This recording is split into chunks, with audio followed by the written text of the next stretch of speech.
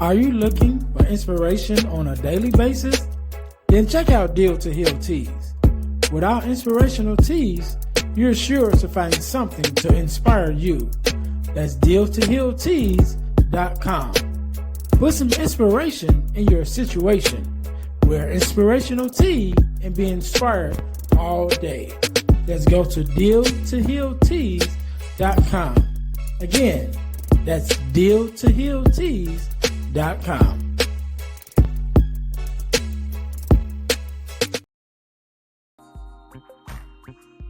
Hey guys, if you're enjoying this podcast, then I know you'll enjoy the Girl Dad Discussion podcast. I'm your host, Ernest James, and I believe the relationship between a daughter and her father is one of the most important relationships a young lady can have. And therefore, my mission is to promote the daddy-daughter relationship by sharing the voices of girl dads to the world. So check out our podcast on every platform where podcasts can be listened to. And if you want to watch the podcast, check us out on our YouTube channel. Again, that's the Girl Dad Discussions podcast with your host, Ernest James.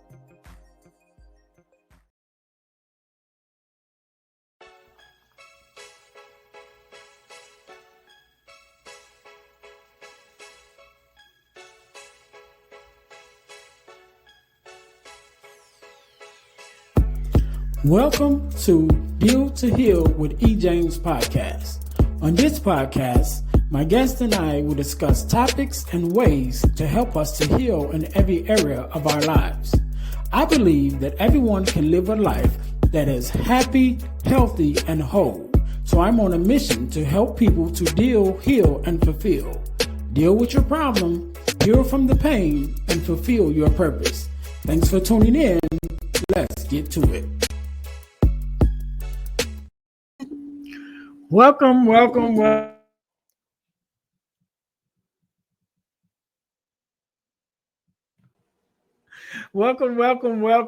the Deal to Heal with E. James podcast. I am your host, Ernest James, and I believe that everyone can and should live a life that is whole, healed, and healthy. And therefore, I'm on a mission to help people to deal, heal, and fulfill, to deal with your problems, to heal from the pain, and to fulfill your purpose. Thank you guys once again for tuning in to the Deal to Heal with E. James podcast. If you haven't already, make sure that you guys subscribe to our new YouTube channel, which is the Deal to Heal Podcasting Network on YouTube. Make sure you guys go there and check that out, because there, not only will you find the Deal to Heal with E. James podcast, but you will also find the Girl Dad Discussions podcast. And on that podcast, I talk to other girl dads like myself and sometimes daughters to discuss the topic of the dad and daughter relationship in order to combat the narrative of the absent father and the fatherless daughter. So make sure you guys go there and check that out. Also, our product of the week. As you guys know, we are a self-sustained podcast, and the way that we stay on the air and pay our bills is by bringing you amazing products to purchase that you can help to support us. And so the product of the week this week is our purpose journal, as well as our purpose planner, because I believe we are to journal in order to see where we've gone, where we've come from, and where we are at the same time, planning for our purpose. And so planning for our future. And so therefore we offer the purpose journal and the purpose planner. Both of them can be found on Amazon. So when you're watching this, or even if you're listening to it, just go down to the descriptions and you will see the link there. Also, you might want to check out the descriptions anyway, because we have some great information in the description, in the tabs in the description. So make sure that you guys are checking us out. Checking out our information there. So, but today, just like any other day, we are blessed with the guest, and I'm gonna try to say it. Now I don't know if I'm gonna be able to say it because I put myself Blaz. Did I say it right? Yes. Amazing, yeah. Okay, you got it right. I'm not gonna try to say it no more. So we have a guest. How you doing today? I'm doing great. Thanks for having me. No problem. Thank you for being here because you could have been doing anything else with anyone else, but you're here with me and my listeners, and we definitely appreciate it. So we're going to Thank you. jump right in. Do me a favor, introduce yourself to my audience and tell Mhm. us a little bit about who you are and what it is Mhm. that you do. Yeah. So, hi, I'm Blaz Marolt. I'm from Slovenia, Europe, and I'm a graduate of the U.S. Military Academy at West Point, and I was in the Slovenian military for 5 years. Then I decided I wanted to leave, and I've been in business for about 10 years now. And Mhm. currently, I'm a COO for a shuttle company, so airport shuttle companies around in Slovenia and the neighboring countries. And I'm also a leadership and career coach for people that want to elevate their leadership and maximize the leadership and career. And yeah, pretty much that's me. All right, all right. So I want to say this. I would have definitely messed both of your names up. So I'm not even going to try to say it. I was just like, I was just looking at it, just like, yeah, I would have definitely called you Yeah. something else. So you mentioned the military. First of all, even though I guess, well, you said you went to the American Yeah. uh, Academy at West Point. So I guess either way, thank you for your service, Thank you. right? Because that is I something that appreciate we it. say to our military. But I think that anyone who serves and gives of themselves, especially to make the sacrifice to serve in the armed forces of any country, deserve our thanks, and the thanks for their citizens of their country because it is a sacrifice for you personally, definitely, but it is also a sacrifice for your families and your loved ones. So again, thank you for your service. Thank you. But that being said, Yeah. you mentioned you were in the service for 5 years. Yes, So I what was. Yeah. was it? What was it that drove you to the service? Because I wanted to think, and you can correct me Mhm. if I'm wrong, that your time in the service added to your position now into leadership and being, helping others into Mhm. leadership development, should I say? So what was the thing that made you even join the service in the first Yeah. place? So ever since like I was like around 15, 16, I wanted to join the military. And if we go and dig a little bit deeper, right, into my subconscious and my like what when you were asking what kind of made me join, it was probably the just the stability of the organization. I knew who was in charge. I knew who were people that I was in charge of, which kind of brings me back to my childhood and all of that, where I had quite a bit of abuse, emotional, psychological, and all of that, right? And subconsciously, I was actually looking at some stability that I understood where my place was in the world, and also that I would be recognized, right? So as Mm. somebody that actually has some knowledge, skills, which I never was before, and just combining all of that, as far as I can understand myself now after years of having therapy and stuff. This is what kind of drove me into the service, and also of course to help others, because I just always saw myself like I need to help others. Everybody else was always in front of me, before me, and that was, yeah, those were like the biggest things that kind of drove me there. And I like what you said, and you said and it probably was through the therapy and things that helped you to even acknowledge, what Yeah. drove you to the service. But those things that you just mentioned, I think are unique and important because I think there are people that feel the same way that don't know where to turn, but they're looking for Yeah. their place as well. And so just to be able to acknowledge, like, just where I was looking for where I fit in the world. And Yeah. when you find that place and then find that space, not only where I fit, but where I'm recognized for Mhm. my achievements and leadership and that Yeah. thing and that nature, I think that's a good place to be able to figure that out. And so Yeah. you join the service, Yes. and you get into leadership. So how long did it take you to get into a leadership role, or did you kind of Mhm. just like jump right in? so uh so I started. And so I did basic training here in Slovenia in 2007. And what I wanted to do was go through a regular college, do defense studies in Slovenia, but then I got the opportunity to apply to go to West Point. And that kind of took the whole 2007 year. And then in 2008, in May, I was actually accepted. And in June of 2008, I actually started in the US Military Academy, and I graduated there from 2012. So when I graduated, I went straight into a leadership position as a platoon leader. So, leading around 20 to 30 people right from the bat. And it was a really interesting challenge, to say the least. Yeah. And now one of the things that you talk about, when you start thinking about leadership and being a leader, is that self leadership is like the key to your own success, to be able to lead yourself. So talk to us a little bit more about that, just from the standpoint of being able to look at yourself, strengths, weaknesses, things of that nature, to find out, find the leader in you. But tell us a little bit more about your viewpoint on just that leadership role. Yeah.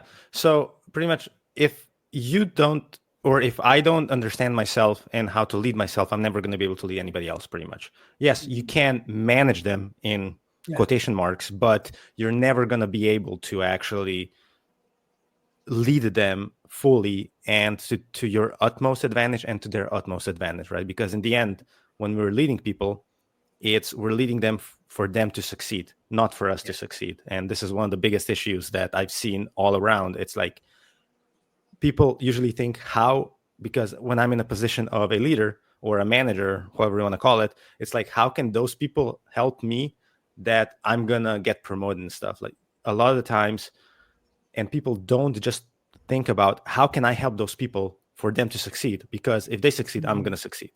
And that's that big difference that people, or quite a lot of managers, especially when they're focusing only on their careers and, for them to be arbitrarily successful, however you want to define that, is they're pretty much failing, right? And if we look throughout my career, I was always, people would then call me, like, I'm a selfless leader. I'm trying to hone my skills and everything, and actually understand who I am. And at the beginning, right, I legitimately didn't understand who I was. So I had tons of trauma. I wasn't in therapy. I was looking for, as I said, authority. And then I was jumping from one position to another. So when I left the military, I actually became a production director for a whole plant, pretty much, which was a big step up, right? So I was leading like 30, 40 people, and then I was leading 120 for like a multi-million euro-dollar company, right?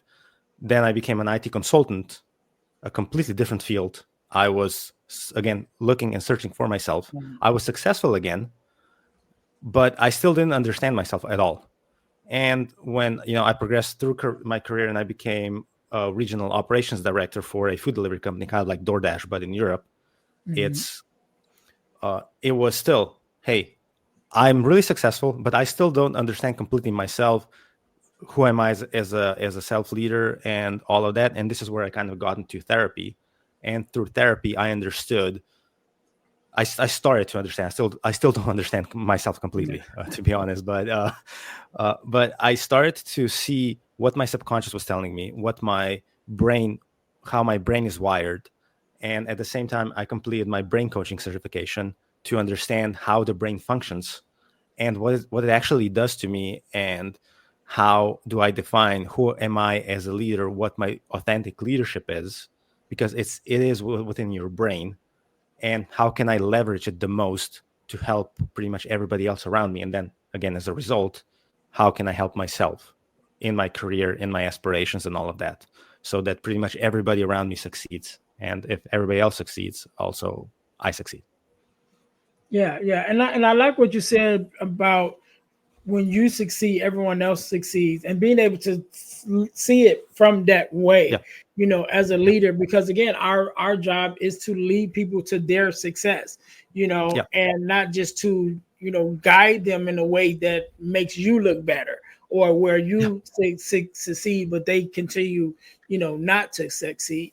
And I Yeah. want to point this out and just ask a question about it, because you mentioned about being successful along the way, and like every place that you went, you still were successful, but yet there still was a part of you that, like, okay, I'm successful here, but the inner Yeah. me is still like, okay, I don't know myself that much. And I Yeah. think that that's a interesting dynamic, and I wonder how many people, especially people in leadership, kind of feel that way, and maybe Yeah. even get into leadership because they don't know themselves. So it's like, what, I Yeah. can't lead me, but I can lead someone else. You know what I mean? Oh yeah. So they're Oh trying to oh get yeah. into Absolutely. Yeah. leadership for that reason.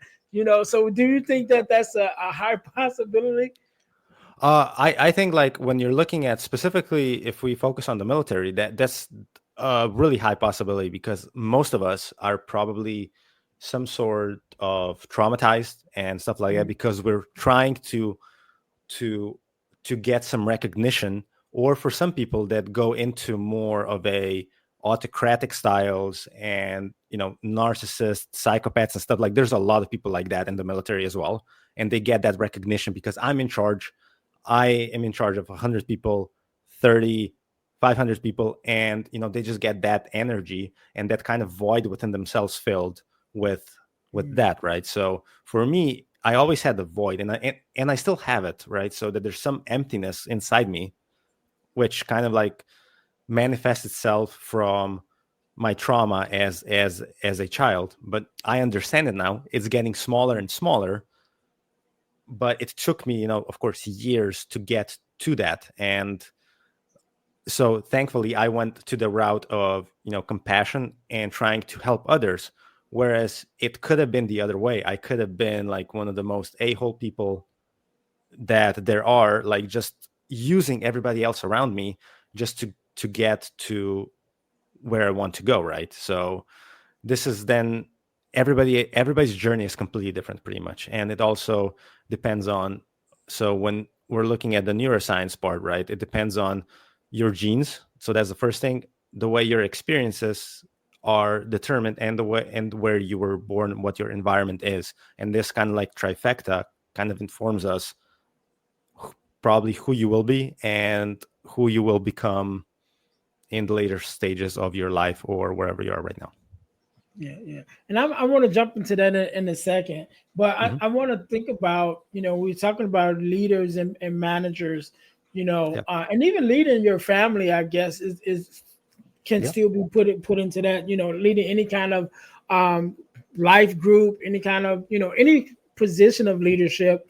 Um, that sometimes when we focus on the the objectives, should I say, more so Yeah. than the people in the organization, I think sometimes we lose the people Yeah. sometimes, or Yeah. just mismanage them, because we're Yeah. so focused on what is the organization's end goal, that Yeah. we don't help our members of the organization, of the team, Hmm. to get to where they need to be in order to help us to get to that end goal. Yeah. So how do you think that, just as teams, as organizations, focusing solely on the end goal and not necessarily the members and of that team, Hmm. of the organization, how do you think in leadership that's hurting them from even reaching their goal quicker, Hmm. or Yeah. reaching their goal at all? Yeah. So yeah, this question is, so when we're talking about KPRs, OKRs, or whatever else the company kind of calls those things, is it's always good to have them, but whenever I'm in charge or wherever I lead, I always go with people first. It's like I want to Mhm. create a safe and trustworthy environment. And the thing is, this can take months to actually completely fully establish. And when you become a new leader, it's like I always look at new leaders. It's like, hey, I want to charge in. I want to show that I'm worth it. That people, when they put me in this position, and what they do usually in the first few months is they always try to get to the KPIs that they've set themselves or their bosses have set it to them. And a lot of times those KPIs are arbitrary, to be honest. It's like, oh, you need to grow 10%, you need to cut down costs by this much and this much. And by just focusing solely on those, pretty much you're losing the people that are going to help you get there as a manager, as a leader, as a boss. And I can tell you like a straight up like experience that I had. I was a regional operations director for the food delivery company for 8 countries. We had an amazing boss. He quit at that time. I didn't understand it why. Afterwards, I understood it. But we got a new boss who was focused solely on, hey, I just want to hit those KPIs. Let's hit those KPIs. And he was pretty much bossing everybody around. And after 6 months, 80% of us left. And we were building that team, so the regional team and everything for like a year and a half before. And when this person came in, after 6 months, pretty much nobody was there.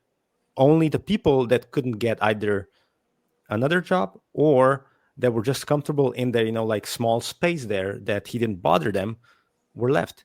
And, so that happened like 3 years ago. And like 2 years after that, he got fired pretty much. Or the way we usually say it in corporate, he was transferred somewhere else inside the company, right? But yeah, and this is what's going to happen pretty much if you don't have the empathy to make sure that your people are actually, that you're there for your people. If you're going to be there for your people and you're going to make sure that they have everything to succeed, they're going to ensure that you succeed because they're going to go way above and beyond of what they need to do. But if you only focus on KPIs, yes, you may be successful, but there's going to be a limit to it where you can go and where you can grow yourself and your people. Fortunately for that, yeah. Yeah, and I know I've heard it said before, and I know it to be true. There's a saying that says people don't care how much you know until they know how much you care. Exactly. And so even in my life, I've been in spaces because I'm a supporter, so I love supporting people. I love helping people, and so I've been a part of many projects and organizations and things of that nature. And sometimes I've found, and it's even been told to me, like, even when I'm not like the lead person, I'm just like the helper or whatever. And it's like everyone comes to me, and be like, hey, Ernest, could you help me with this? Or could you show me this or whatever? And I'm like, I'm not the boss, like I would show you, I don't have a problem with showing you, but it's like, I don't even have that position, should I say, I'm just a regular person. But because people know that I care about people and I come off and I express myself that way, that I do care about people, that they're just drawn to that. And so they come to me a lot of times before they go to the actual boss or the actual person that's, the actual leader that's over it, And so I definitely know, when you care about people, they'll go over and beyond, to help you to succeed, because just by caring, you're automatically helping them succeed, because you're showing empathy, you're showing care about, their well-being, and not just, to the end goal of whatever the organization is trying to get to. But so I want to talk about, you talked about going to, I guess, I don't know if you went to college for it, but taking the training to learn more about the brain and the way that people think and things of that nature, neuroscience, should I say. So how much of that do you use in your leadership?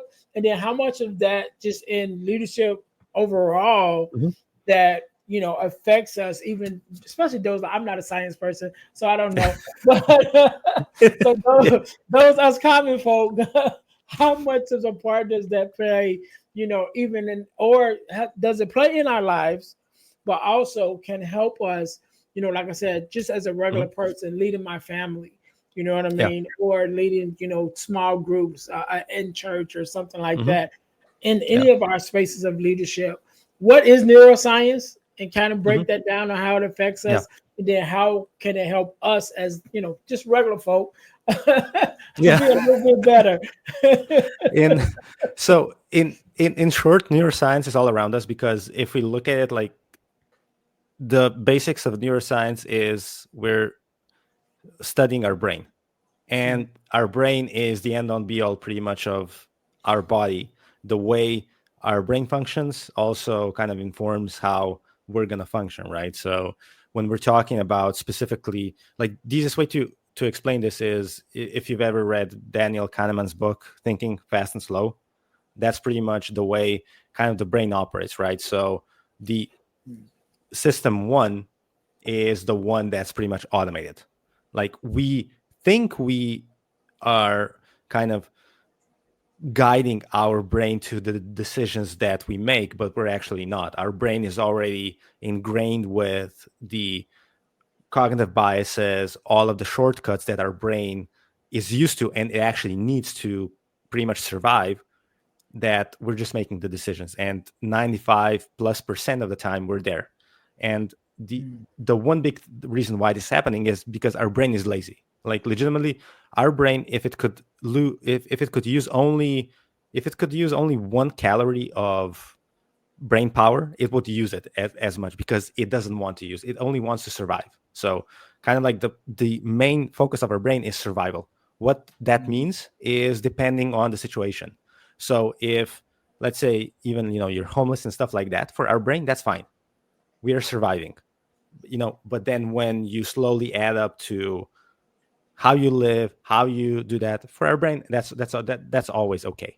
And then, we have our thinking brain, which is, with Kahneman's theory, is system two, whereas we're actually thinking about what's happening, making plans, and all of that stuff.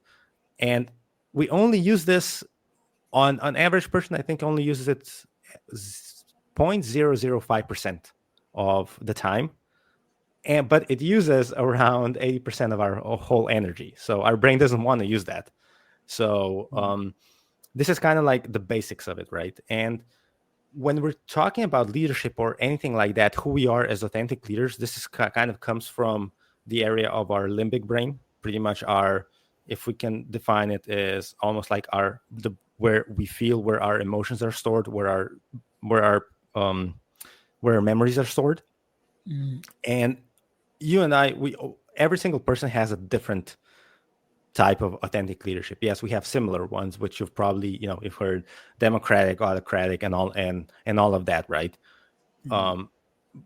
And we do have that, but then for us to understand who we actually are, we actually have to go into who we are as people, what's authentic for us. So you can be, just the best laid back person ever, and this is going to be pretty much your authentic leadership style.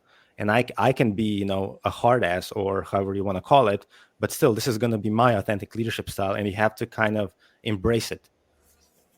Especially in this world, when we have so much information, we are all the social media, you have every single guru telling you, I know what to do best, I know how to do this and this, right? You need to just listen to yourself, into your inner self, right?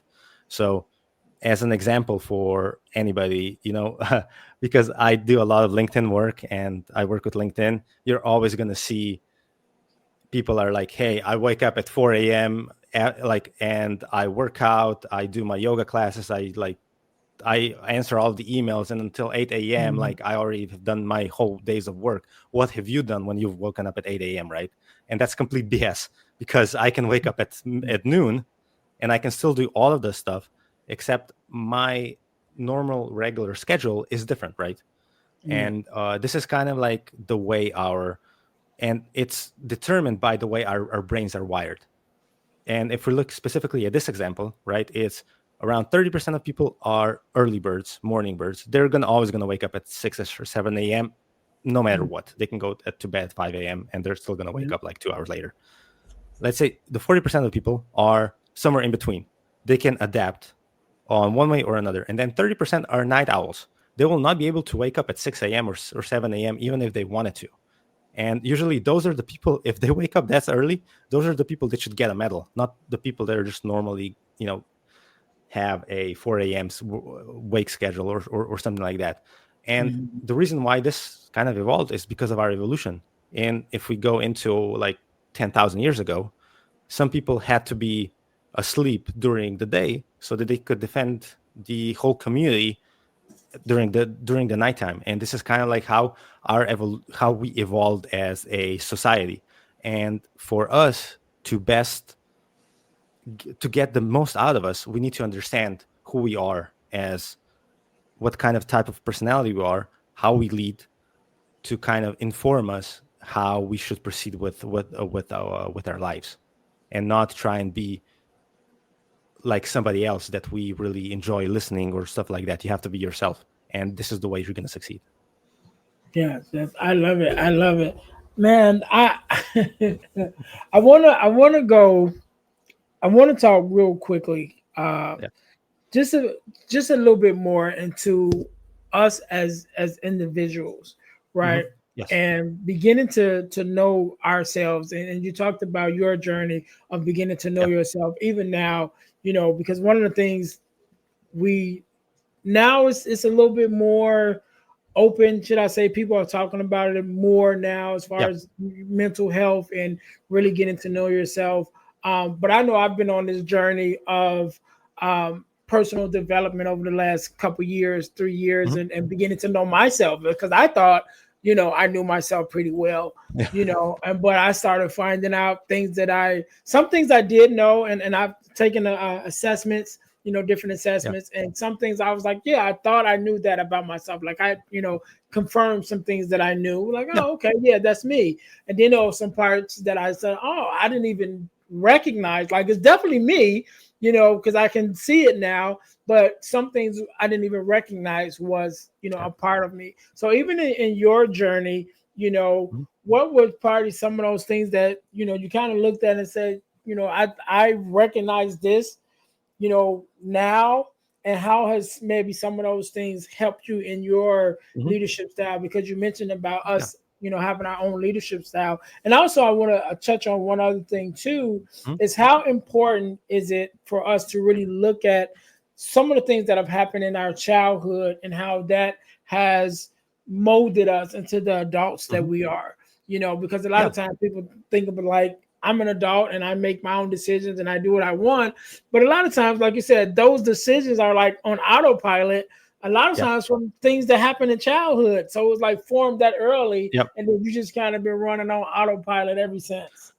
Yeah, I think like that's one of the more critical things. So especially when you go to therapy, you start understanding who you are, right? So I thought Mhm. that, let's say specifically for my mental health, I thought my parents were really loving. They gave me everything, right? And then when I started to go to therapy, it was like kind of like a glass shattering somewhere. It's like, holy, whatever. It's like it was not like that. Like they were not good parents at all. And the way kind of that informed my decisions was, as soon as I got into a tough situation, I could dig in, but that would deplete my energy so much that I would just then run away. So kind of like, fight, then flight, Yeah, right? And if yeah. I couldn't do anything, I would be freezing. I would be in a functional freeze for even months on end. And I didn't understand that. And one of the most interesting things about when you go and study the brain, and just for everybody to know, studying the brain, like I'm no scientist, but like I was just Mhm. interested in the brain. You have a bunch of courses, certifications that you can actually take that don't go into the molecular level, to the like nitty gritty details. You can understand it just as a layman, pretty much, because like I Mhm. graduated from the U.S. Military Academy with a bachelor's of in military history, so I'm Mhm. no scientist as well. So just Right. kind of like that. But but what you were asking before, right, is how your experience as a child kind of like informs what we're going to be doing Mhm. like at the moment as an adult. And this is where it's super scary and super interesting, at least for me, is so if we look at our brain, when we have like our reptilian brain and then our limbic brain, those we have these two areas, and then we have our thinking brain. So these are kind of like the Mhm. three parts of the brain. It's really simplified, so if somebody is a scientist there, don't judge me that I don't know anything. But what's what's the big difference here is that only our thinking brain understands time as it progresses. So I was one, I'm two, and now I'm 36, 37. But our limbic and our reptilian brain don't understand time. For them, when we were 1 year olds, 2 year olds, or that were 36 or 37 or however old you are, it doesn't matter to them. And the defensive mechanisms are the same as we learned them when we were like toddlers, 3, 4, 5 years old. And we're going to be repeating those same patterns until we understand them, until we talk them through. And pretty much you have to go through therapy to actually understand that. One thing that I can assure you, you cannot do it by yourself. And you already know that because you're going to therapy. Yeah. It's not possible because you need somebody to talk you through it, to understand you, to actually repair the issues that you had when you were a child, and actually replace them with positive things for positive emotions, right? So, my therapist now at this moment, she is pretty much playing out my mom because she wasn't there a lot of the times, and she is there for me as a therapist now. Like, I'm reliving the stories and all of that, and we're slowly repairing that stuff that I can then go and actually, do the things that I want to do without having the fear of, me being a child and my mom not helping me and stuff like that. Yeah. Nice, nice, nice. Blaz, I want to thank you so much for being Yeah. on, man, for coming on. Thank you.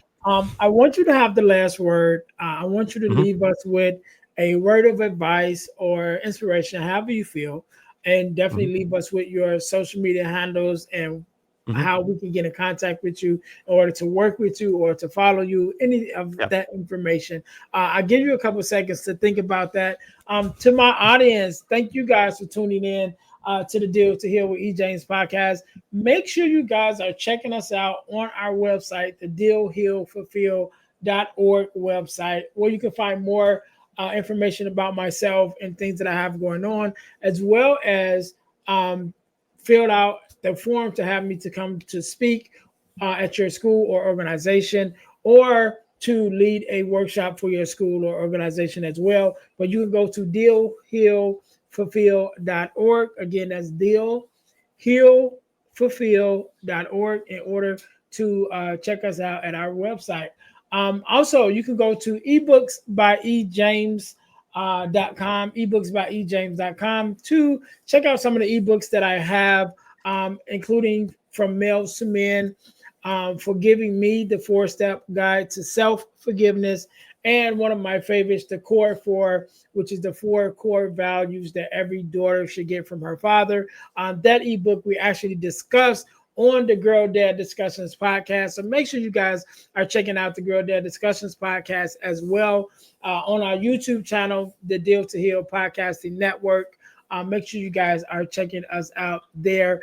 Also, make sure you guys are checking us out on our inspirational t-shirt line, the deal to heal tees.com. Again, that's deal, the number 2, healtees.com. Not only do we have inspirational tees, but we also have our podcast merch, which is our t-shirts with our podcast logos on it. There's one for the Girl Dad Discussions podcast, as well as the Deal to Heal with E. James podcast. So make sure you guys are checking us out there. And last but not least, over the last couple years, I've been blessed to be a part of an organization called the Forgiveness Mission. And what we do, we have free virtual workshops every other month discussing forgiveness, what it is, what it's not, forgiveness of self, forgiveness of others, forgiveness of the world, just having a conversation around everything pertaining to forgiveness. Their workshops are absolutely free and they're virtual, so you can take them on your phone or on your laptop, whatever you want to do it, however you want to do it. So you can go to forgivenessmission.com to sign up for the next forgiveness workshop, should I say. Or you can go to Eventbrite and sign up on Eventbrite. Just look up Forgiveness Workshop, sponsored by the Forgiveness Mission. Again, it's virtual and it's absolutely free, but the information is priceless. So make sure you guys go to forgivenessmission.com to sign up for our next virtual workshop, absolutely free. So once again, Blaz, right? That's it, right? Yes. Yeah, you did. Right. Yeah. Okay. Good. Good. Good. I'm practicing in my head. I want to thank you so much for being on and sharing Yeah. Thank you. your expertise on leadership help us to be better leaders, definitely better fathers and mothers to lead our families, or our organizations, and some of us in our leadership roles in every aspects of our lives. So I want to thank you so very much. I want you to have the last word. So the floor is yours. Thank you. All right. So for everybody that's listening and going through any kind of trauma or any personal development, know that you're not alone. So a lot of the times when we're dealing with trauma and just traumatic experiences and self-doubt and stuff, we think we're the only ones in the world that are going through this, and everybody else is successful. So if you look at specifically my example, if you look at my resume, you could always see like, hey, I've been always promoted, I've always been successful, but I was empty on the inside, and I just wasn't living a fulfilled life. So I always thought that was only me, that something was wrong with me, that I just didn't understand what everybody else was having around me. So seek help and seek a community that is going to help you if you don't want to go to therapy, if you're still not ready to go to therapy yet, because also go to therapy only when you're ready, not when somebody tells you. What I can say is that you're going to know when it's time. It's time. For me, it was like 2.5 years ago. And I knew at that point, when that kind of rock bottom day got to me, it was like, yeah, I need to go to therapy. And that's pretty much it for me. And I have to, just go there. The other thing is always invest in yourself. It's so one of the things that I kind of always dislike is when people are saying invest the money in stock options and all of that. That's always perfect, amazing. But the biggest return on investment for financial people and for people that want to get some returns is to invest in yourself. If you have the money, invest in yourself, invest in personal development, whatever that means for you. Just don't invest everything in stock options and stuff. You may be rich at the end, but you're not going to be rich on the inside, because the money can't buy, well, it can buy some of the happiness, but it can't buy a complete happiness. And like, who are you as a wholesome person? And then, just reach out to other people if you need to. Like, people are willing to help. It's usually our limitations that we are afraid to ask. And if anybody wants to reach out to me, I am on LinkedIn. I'm there pretty much every day. And I also have like a new YouTube channel since December 2024. And subscribe, talk to me. I'll be always happy to go on a 15-minute chat with anybody, just to introduce ourselves and just to chat and see where our lives pretty much lead us. So and that's pretty much it for me. And what's the name of the YouTube channel? It's Blaz Marolt.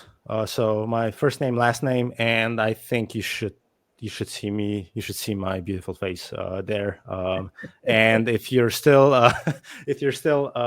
don't think if it's me or not, my kind of banner is that I help leaders and managers to gain their maximum career potential, and you're going to be able to see me pretty much, And if not, always go on LinkedIn.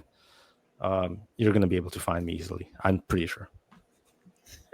All right. We can't end it no better than that. To my listeners, thank you guys once again for tuning in to the Deal to Heal with E. James podcast, where our mission is to help people to deal, heal, and fulfill. To deal with your problems, to heal from the pain, and to fulfill your purpose. Until next time, you guys be blessed.